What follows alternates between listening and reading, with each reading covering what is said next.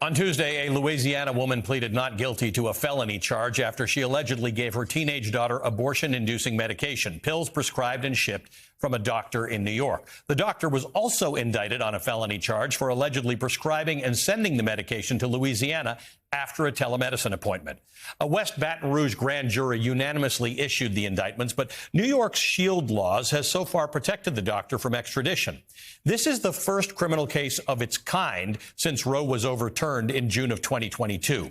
Louisiana officials, including the local district attorney and the state attorney general, say this case is not about reproductive rights, but about coercion. They say the mother pressured her daughter to end the pregnancy. Jessica Valenti argues in her crucial Abortion Everyday newsletter, quote, "But here's the thing. Neither woman is actually facing coercion charges, just criminal abortion charges. That's because they know abortion bans are deeply unpopular and that voters don't want to see mothers and doctors prosecuted for helping teens end their pregnancies. If Republicans can make this very public case about coercion, they think they won't get quite so much backlash. This is a long-planned strategy." Back in 2023, conservatives identified coercion as the GOP's most effective talking point against abortion rights.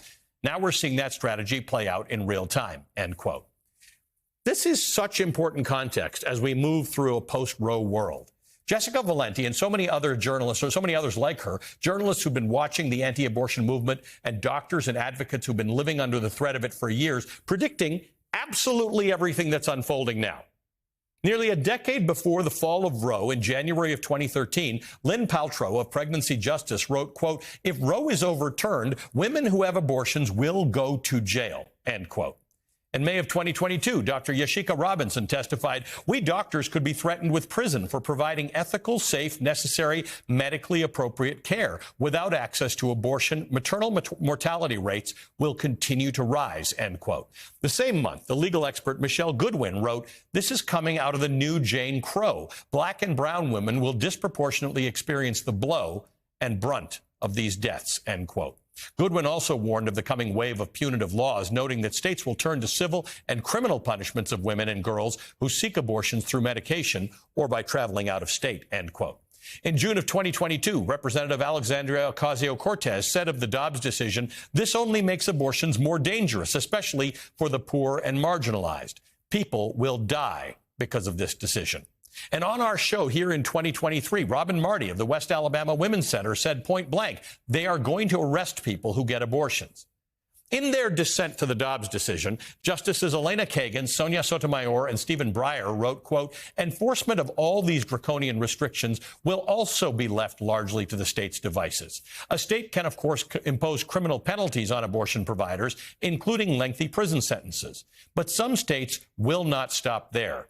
Perhaps in the wake of today's decision, a state law will criminalize the woman's conduct, too, incarcerating or fining her for daring to seek or obtain an abortion. And as Texas has recently shown, a state can turn neighbor against neighbor, enlisting fellow citizens in the effort to root out anyone who tries to get an abortion or to assist another in doing so. We were warned that women would die. We were warned that health professionals would be forced to withhold care or face legal consequences and lose their medical licenses. We were warned that women who sought out abortions would be punished and that people who aided and abetted abortions would be in legal jeopardy. And as predicted, that's what's happening in Louisiana. Similarly, abortion rights advocates have been warning from the jump that abortion rights are tied to all bodily and personal autonomy rights. They've been warning us that abortion rights are intrinsically tied to women's rights more generally and to LGBTQ rights and to the rights of marginalized people. And when the Dobbs decision came down, Justice Thomas explicitly stated in his concurring opinion that the court, quote, "should consider all of this court's substantive due process precedents, including Griswold, Lawrence, and Obergefell," referring to landmark cases having to do with Americans' privacy, due process, and equal protection rights. The specific cases he suggested the court reconsider established the right to contraception. It made consensual gay sex legal. It established the right to same-sex marriage, respectively. Well, now Republicans in at least 9 states have proposed measures to undermine same-sex marriage rights, including at least 5 that are pushing specifically to overturn Obergefell, which is the landmark 2015 ruling that legalized same-sex marriage nationwide. The post-Roe era is not just a dangerous time for women. The Dobbs decision ended federally protected abortion rights, but it did so much more than that. It turbocharged an arch-conservative movement that is intent on clawing back all sorts of hard-won personal rights. Joining me now is Michelle Goodwin, a professor of constitutional law and global health policy at Georgetown Law. She's the author of the important book, Policing the Womb, Invisible Women and the Criminalization of Motherhood, which is exactly where we are today. Michelle, great to see you, by the way, in person. It's great and thank you for helping us understand this topic over the years. More than 200 women have faced criminal charges related to abortion since the fall of since Dobbs. Right. So that's not new. But what's different and alarming about this Louisiana case?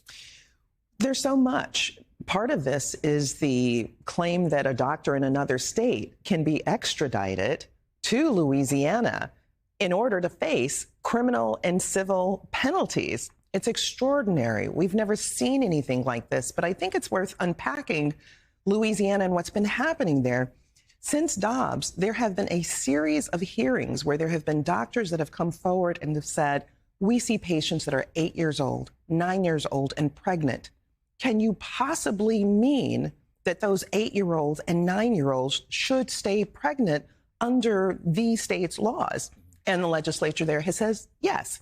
There are lawmakers there that have proposed the death penalty for women and doctors, and they're not alone. South Carolina and other states are now moving in this direction. So this is part of the fabric of where we are now post-Dobbs. So we were talking a lot right now about the big chill, the chill effect that we're seeing in businesses and universities, in journalism, because of the threats that come from the Trump administration, the naming of people, the legal cases against them. Right. But we've been watching this with abortion for a long time. We have. And what you and I have been talking about from the beginning is that this is blood on the arrow that stabs at democracy, that we have to understand the dismantling of Roe right. as being an assault against democracy. And I think people are beginning to scratch the surface and to understand that. But once you begin to say that women's lives have no meaning, that their autonomy, that their equal protection, that all of the things that are protected in the Constitution do not apply to them, well, then you can say that for other people, too, right. in other circumstances. And Clarence Thomas did. He did. I mean, this is not you postulating. Yes. He sort of said that these are not enumerated. These are the rights that are not enumerated in the Constitution, and hence they're all up for debate. That's exactly right. So Clarence Thomas in the Dobbs decision, and in fact, let's put it side by side with Bruen. Yeah. So the day before the Dobbs decision is the New York guns control case, and we have the Supreme Court saying it believes in originalism, it believes in states' rights. Right. Except in Bruen, it did not believe in New York's right with a century-old law to say gun control matters. Right. And what Justice Thomas did in that decision is that he had a prologue. You never see prologues in Supreme Court decisions. And he says gun rights are connected to men's bodily autonomy. Men's bodily autonomy, and specifically Black men's bodily autonomy, is connected to their ability to be able to have a gun. The next day is the release of the Dobbs decision. Justice Thomas mentions nothing about bodily autonomy with regard to women, nothing with regard to bodily autonomy involving Black women. And instead, what he does is he issues a concurring opinion that says Dobbs is not enough. Let's go after gay marriage. Let's go after contraception. Let's go after same-sex intimacy.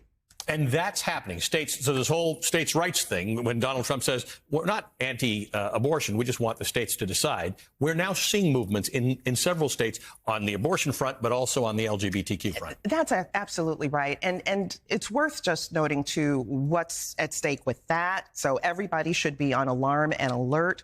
But let's remember Roe v. Wade, what was overturned. It was a 7-2 decision.